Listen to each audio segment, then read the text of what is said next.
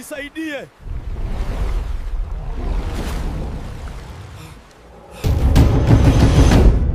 Je, umewahi kujiuliza nini hutokea unapokimbia wito wa Mungu? Hii ni hadithi ya Yona, nabii wa Israeli. Mungu akamuita, "Simama, nenda mpaka Ninawi uwaambie watu wangu waache dhambi zao." Lakini Yona hakutaka. Kwa hofu na ukaidi, akashuka hadi Yopa, mji wa bandari. Akalipa nauli, akaingia kwenye meli kuelekea mbali, akidhani ataikimbia uso wa Bwana. Lakini Mungu hakuruhusu. Upepo mkali ukavuma, mawimbi yakapiga meli, na mabaharia wakashikwa na hofu kubwa.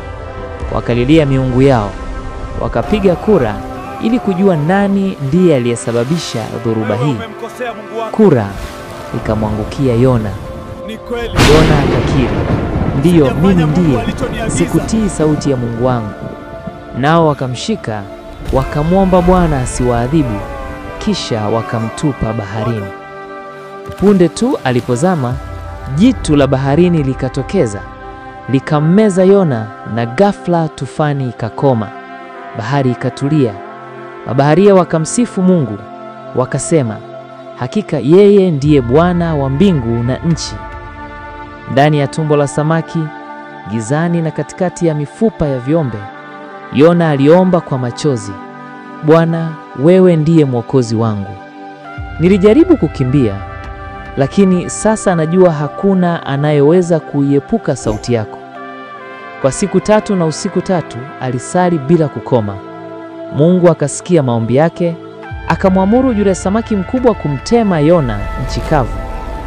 Safari mpya ikaanza, safari ya utiifu. Yona akasimama na kuhubiri Ninawi, "Acheni dhambi zenu, muiteni Mungu kwa moyo wa toba." Watu wakasikiliza. Kuanzia mfalme mpaka maskini, wote wakavaa mavazi ya huzuni, wakamgeukia Mungu kwa maombi na kufunga. Na Bwana akaona mioyo yao imegeuka. Hakuangamiza mji ule.